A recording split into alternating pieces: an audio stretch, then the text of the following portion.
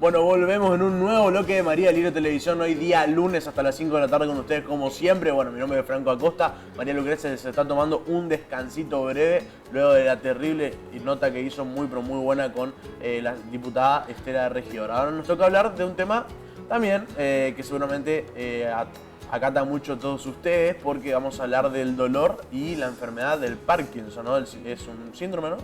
Sí. No, es el síndrome del Parkinson, y para eso lo tenemos a el señor Claudio Akiyama. Bienvenido. Bueno. ¿Cómo estás? Muy bien, muy bien. Gracias por la invitación. No, así gracias a vos por venir. A ver, contame un poquitito esto de la relación entre el dolor y esta enfermedad, ¿no? Que es tan fea. Bueno, principalmente el dolor es una de las afectaciones no motoras principales del Parkinson. Nosotros siempre vemos a una persona que está temblando por la calle y pensamos directamente que tiene Parkinson, ¿no? En realidad, esta enfermedad es un poco más compleja de lo que nosotros creemos. Abarca también síntomas no motores, es decir, más allá del temblor que nosotros podemos observar o la lentitud de movimiento, el dolor es uno de los signos cardinales prácticamente que el 90 o más porcentaje de pacientes presentan una vez que tienen una instauración de esta enfermedad. Bueno, vos sos director del área de rehabilitación del Parkinson, sos kinesiólogo también. Exactamente, sí. Yo estoy a cargo del área de rehabilitación y kinesiología y fisioterapia de la Fundación Vamos Juntos Parkinson, que es una fundación correntina que se encarga de dar ayuda y, digamos, mejorar la calidad de vida de todos los pacientes con Parkinson prácticamente en la región. Fuimos una de las primeras fundaciones que dimos solución de manera viable a los pacientes con este mal. Y actualmente, ahora en esta semana el 11 de abril es el Día Mundial del Parkinson. Entonces hicimos con el gobierno provincial, estamos haciendo unas jornadas provinciales de Parkinson, las cuales, esta va a ser exactamente el sábado 13, perdón. Y el viernes 12 de abril también se van a desarrollar unas actividades de manera interdisciplinar, pero más que nada abocadas al dolor, ya que el 11, festejando el 13, perdón, que es el día del kinesiólogo. Un fin de semana, ¿sería jueves, viernes y sábado? No, sería viernes y sábado, pero celebrando los días del kinesiólogo y el Día Mundial del Parkinson, okay. Exactamente. Contame un poquitito qué es lo que hacen, ¿no? Y después ya vamos a entrar un poquitito más en lo que es las distintas etapas. Vi un artículo que publicaste que estuvo bastante interesante. ¿Qué es lo que hacen ustedes de la fundación? Me dijiste tratar de mejorar, porque sabemos cómo termina el Parkinson. Exactamente. ¿Qué es lo que se hace? Bueno, en realidad nosotros tenemos distintos ejes de tratamiento y manejo del paciente, ¿sí? El paciente, una vez que ingresa a la fundación, la fundación obviamente es una fundación sin fines de lucro, realmente no se cobra una cuota societaria, se ayuda muchas veces a los profesionales quizás con alguna donación, pero realmente es de acceso muy simple. Una vez que el paciente ingresa, ¿sí? Nosotros, un grupo de profesionales que estamos dentro de la fundación, lo vemos, analizamos su caso y vemos en el estadio en el que se encuentra. Una vez que nosotros establecemos esto, vemos las pautas para poder mejorar su calidad de vida. Vemos, la parte medicamentosa, tenemos varios neurólogos, tenemos al doctor Pablo Graf, que trabaja en el Hospital Austral de Buenos Aires, que nos ayuda muchísimo, tenemos el doctor Javier Alines, que es de Corrientes, tenemos a Nicolás Morera, que es del Hospital de Clínicas, que son doctores, son doctores en medicina que nos ayudan principalmente a la parte farmacológica. Sí. Luego tenemos lo que sería la área de kinesiología y rehabilitación, en las cuales vemos y analizamos la incidencia motora de nuestro paciente, cómo está deteriorado, cuáles son las funciones que debería mejorar, y en caso de que su hábitat, ¿sí? Nosotros tenemos obviamente que es importante la casa de nuestro paciente, sí, porque es el lugar donde mayor tiempo pasa. Entonces, en los casos en los cuales la accesibilidad se vuelve dificultosa, nosotros brindarle los instrumentos necesarios como para que tenga un buen manejo y una buena calidad de vida dentro de su hogar. Y bueno, de esas cosas se va encargando la fundación. Además de eso, obviamente contamos con grupos, de diferentes actividades. Tenemos actividad física por el profesor Pablo Seman, Y luego tenemos diferentes actividades las cuales ayudan a que tengan una contención social y de grupo que obviamente... Y para la familia también, me imagino. Exactamente, ¿no? Nosotros actualmente estamos también desarrollando un área más destinada a la psicología porque, digamos, necesitan una contención muy grande. Todo lo que es el entorno, ¿no? Exactamente, tanto el paciente, que muchas veces se siente, digamos, obviamente, que va perdiendo las funciones y eso obviamente le acarrea depresiones, ansiedades, y luego también a la familia, porque la familia muchas veces quiere ayudar pero no sabe cómo. Entonces, la idea del grupo, de la fundación en realidad, es que al paciente se lo trabaje de manera integral y todas las necesidades que podamos suplir desde la fundación, o sea, ayudar desde la fundación, es la idea, digamos. Sí. Bueno, vamos un poquito más a lo técnico, ¿no? De un artículo que publicaste en el diario Época, ¿no? Sí. Tengo varios artículos sí. publicados. Bueno, el último, digamos, que lo estuve leyendo un poquitito. Vi algo sobre distintas etapas, ¿puede ser? Sí, bueno, como te estaba planteando anteriormente, el paciente con Parkinson se crea hasta 5 o 10 años antes con síntomas no motores. Estos síntomas no motores en realidad son muy difíciles de, ¿cómo se dice?, pronosticar que podría ser mal de Parkinson porque realmente no tienen que ver directamente con la enfermedad. En algunas universidades de Estados Unidos se ha generado investigaciones acerca de la disminución del olfato, ¿sí?, o hiposmia. Entonces se ha demostrado que el paciente con Parkinson en las primeras etapas presenta esta dificultad para sentir aromas y sentir aromas y sabores. Claro. Exactamente. Luego comienza lo que se conoce como dificultad en el sueño REM. Nosotros tenemos etapas diferentes en el sueño y las etapas reparadoras son las de sueño REM, que significa Rapid Eye Movement o movimiento rápido de los ojos, que es exactamente en el momento que estamos soñando. Claro. En ese momento... Viste que siempre dicen cuando soñás es porque dormiste bien. Exactamente. Entonces, en ese proceso, el paciente por tener una insuficiencia... Vamos a partir de la base de que el mal de Parkinson, no todos los pacientes que tiemblan tienen Parkinson, ¿sí? Claro. Hay otras enfermedades... Es como un concepto generalizado, ¿no? Un estereotipo que se creó de la enfermedad. Exactamente. En realidad, el gol estándar o lo que la mayoría de los terapeutas debemos observar en un paciente digamos, que tiene posibilidades de tener Parkinson es la bradicinesia, que sería la lentitud en la ejecución de los movimientos, ¿sí? Esa lentitud de ejecución del movimiento en realidad sí es muy común, casi en el 90% de los casos de Parkinson. Luego tenemos un Parkinson también asociado al temblor, pero el temblor se debe más que nada a una disociación de la progresión de la enfermedad con respecto a su fármaco digamos, de mayor elección, que es la levodopa. Okay. La levodopa, luego digamos, de utilizarlo digamos, por mucho tiempo y en grandes cantidades, sí, es la que exacerba ese síntoma o ese efecto secundario. Entonces. Exactamente, del temblor. ¿Sí? Entonces, más que nada es eso. Nosotros lo que hacemos es saber en qué estadio motor se encuentra y lo vamos dividiendo, ¿sí? Principalmente está cuando comienzan los signos no motores, lo que vendría a ser la etapa del sueño, ¿sí? La dopamina ayuda muchísimo a tener sueños conciliadores y reparadores. Al generar la insuficiencia de dopamina, nuestro paciente no tener la suficiente dopamina necesaria, genera este tipo de sueño digamos, que no le genera descanso. O muchas veces, por ejemplo, es descubierto por la esposa o la pareja, en la cual el paciente no se mueve durante toda la noche y al otro día amanece más adolorido. ¿Por qué? Al no tener un periodo de reparación de sueño en el cual, digamos, pudo encontrar una nueva posición y quedarse cómodo, al otro día amanece más dolorido. Y aquí comienzan todos los trastornos dolorosos que están asociados al mal de Parkinson, ¿sí? Luego, obviamente, los mismos temblores o las rigideces que se generan en el paciente generan que, digamos, las articulaciones se tensen y esto genera, obviamente, muchísimo dolor.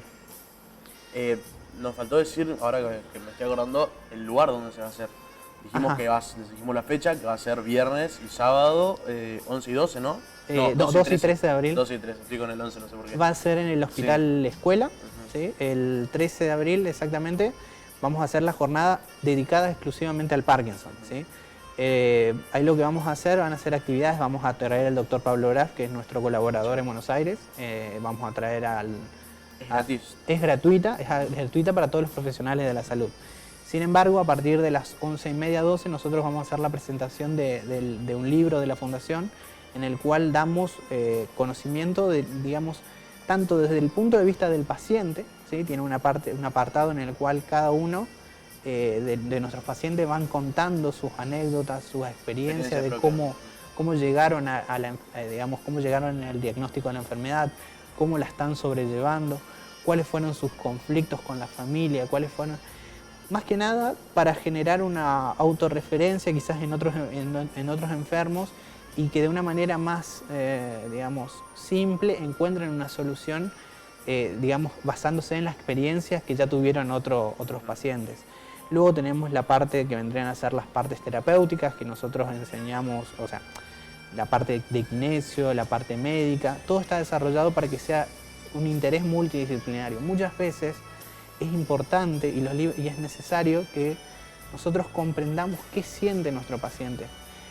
Digamos, el tecnicismo y las cuestiones biológicas son las que nos ocupan prácticamente el 100% de la agenda digamos, en lo que es estudio de nuestra carrera. Sin embargo, el hecho de poder leer o saber exactamente con detalle, claro, qué está sintiendo nuestro paciente, por qué es así, nos ayuda muchísimo a comprender y a mejorar las terapias, ¿sí?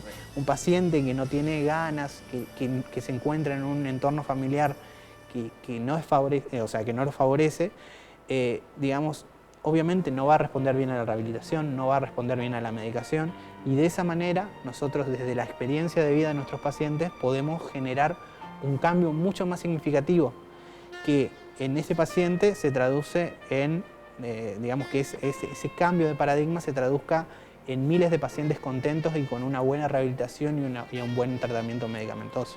No estoy al tanto de los últimos avances en cuanto a los estudios de la enfermedad y demás, pero de acá al último tiempo se pudo avanzar algo en cuanto a no sé si medicación o a mejorar la calidad de vida o aumentar la esperanza de vida de lo que tenga, de que él padezca esta enfermedad. Bueno, en realidad la levodopa tiene alrededor de unos menos de 50 años de aplicación real en el paciente con Parkinson. Es decir, que es una droga dentro de todo moderna. Luego de esto no han habido bastantes cambios, sí estamos teniendo investigaciones, nosotros mismos, nuestro grupo pertenece a lo que se conoce como la Michael Fox Foundation, que es la fundación que hizo Michael Fox, que era el de Volver al Futuro, digamos. Volver al Futuro, sí. Exactamente. Él, digamos, es uno de los proveedores más importantes de subvenciones a nivel mundial con respecto a investigaciones, y nuestro grupo participa activamente en estas investigaciones. Más que nada ayudan, por ejemplo, a mejorar con el tema de la ingesta de comidas, por ejemplo, comer carne 1 o 2 horas antes de la ingesta de pastillas puede producir una disminución de la absorción de la levodopa al paciente. Es decir, que si come mucha carne es probable que la pastilla no haga el efecto deseado. Y bueno, después hay investigaciones paralelas, por ejemplo, hace poco que se hizo de público conocimiento que en el CONICET se desarrolló el tema de que la yerba mate es neuroprotectora y que digamos que ayuda a que no se desarrolle el mal de Parkinson, ¿no? Esto realmente son una de las últimas investigaciones y se ha demostrado que, bueno, hay elementos neuroprotectores muy buenos. Los anteriores eran la cafeína y la nicotina, ¿sí? A pesar de que, por ejemplo, dentro de los test de Parkinson, por ejemplo, siempre se le pregunta a un paciente si fuma, porque la nicotina, al ser un neuroprotector, tiene menos incidencia y menos posibilidades de tener Parkinson. Entonces, actualmente también sería, digamos, en nuestra región, la posibilidad de tomar mate una de las cuestiones que nos neuroprotegen para no tener la enfermedad. ¿Es genético? En realidad, hay clústeres familiares. Cuando hablamos de clústeres familiares, decimos que hay grupos de familias en diferentes partes, digamos, que pueden llegar a presentar sintomatología de Parkinson o tener Parkinson, pero no es algo obligatorio. No porque tu abuelo tuvo, los va a tener. Exactamente, ¿sí? No es algo ligado. Se cree que, bueno, como muchas enfermedades tienen factores de riesgo, ¿sí? Los factores de riesgo principalmente se encuentran, bueno, o sea, el genético es un factor de riesgo porque tenés una mayor predisposición. Exactamente, es una probabilidad. Luego, por ejemplo, estar en zonas en las cuales hay agroquímicos o no hay la utilización de agua potable. También pueden ser, digamos, mayores de 60 años. A medida que uno va aumentando en la cantidad de años, va aumentando las probabilidades de tener Parkinson. Y luego de estos también, digamos, hay digamos, la exposición a determinados metales pesados, minerías, pero realmente son todos factores de riesgo que no conllevan claro, no implican que vas a tener. Puedes no tener ninguno, igual tener la enfermedad. Exactamente. ¿Tenemos mensajitos, María Gabriela? Sí, Franco, tenemos mensajitos. Acá nos preguntan, hola, soy Guillermo. Tengo 24 años y desde chico tengo temblores en la mano. ¿Eso puede ser camino Parkinson? Bueno, en realidad por eso, como dijimos anteriormente, hay que ver muchos factores para poder determinar que un paciente tiene Parkinson, ¿sí? El Parkinson juvenil se da en una proporción prácticamente desmedida, ¿sí? Es un caso cada 100.000 o 100.000 personas aproximadamente o mucho más, ¿sí?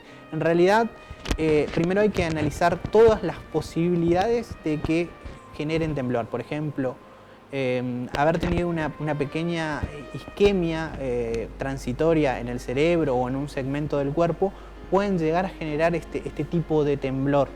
Y no exactamente, o por ejemplo situaciones de estrés como los tics o demás pueden llegar a generar un pequeño temblor que se conoce como temblor esencial. El temblor esencial, digamos, es benigno, digamos, no empeora. El músculo está cansado también. También una fatiga. Claro, también una fatiga puede ser, ¿no? Pero en realidad, cuando uno diagnostica Parkinson es porque realmente ha agotado todas las demás instancias. La última instancia. Exactamente, porque no hay una prueba clínica que nos diga esto es Parkinson, claro. ¿sí? Se hacen resonancias nucleares magnéticas, se hacen estudios de sangre, se hacen Dopplers para ver si hay una buena irrigación. Y luego de eso, digamos, si ninguna de estas cuestiones son las inherentes, ¿sí? Se ven si hay algún hábito tóxico, y si ninguna de estas actividades son las que generan el temblor, obviamente se prueba por el Parkinson. Principalmente cuando se cree que es Parkinson, se hace lo que se conoce como la prueba de la levodopa. Se le utiliza este medicamento que hablamos anteriormente y se ve si los síntomas mejoran. Si los síntomas no mejoran, realmente hay que seguir buscando e ir viendo qué posibilidades hay de que sea otra patología. Sin embargo, si el paciente mejora con la levodopa, es el signo principal, digamos, de que es Parkinson. Sí, María Gabriela. Sí, otra preguntita. Acá la gente quiere saber dónde se atienden a los enfermos de Parkinson. Bien, nosotros estamos teniendo sede actualmente en Amugenal, sería San Lorenzo 635. Tienen que hablar con el doctor Daniel Merino, que es el presidente de la fundación. Sí. Y bueno, ahí van a tener... Para los que no saben, sería San Lorenzo entre Mayo y Pellegrini. Exactamente, sí, en el edificio de la Asociación Mutual de Gendarmería Nacional. Exactamente. Perfecto, se nos va la mesa. mesa. Bueno, antes de terminar, ya la última pregunta para volver a repetir lo que será esta jornada, el lugar, los horarios también, y bueno, agradecerte por tomarte la molestia de haber venido en una siesta. No hay problema. Aquí el lunes encima, que es complicado, a María Libre TV, y bueno, el espacio es todo tuyo para contar el lugar, la fecha y la hora. Bueno, entonces los esperamos el viernes y sábado, 12 y 13 de abril, en el Hospital Escuela, en el cual desarrollaremos el miércoles. El viernes estaremos hablando de temas relacionados con el adulto mayor y temas como, por ejemplo, el dolor de cadera. Todos los profesionales de la salud están invitados. Y el sábado también, las jornadas arrancan a las 9 de la mañana.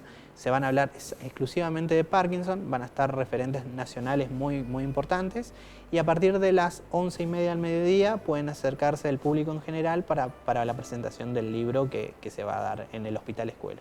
Perfecto, entonces muchísimas gracias y bueno, gracias muchísimo éxito el fin de semana. Bueno, muchas gracias. Vale, muchas gracias. Nosotros nos vamos a un corte y ya venimos con María Lucrecia a ver si se quiere venir o no. Vamos a ver.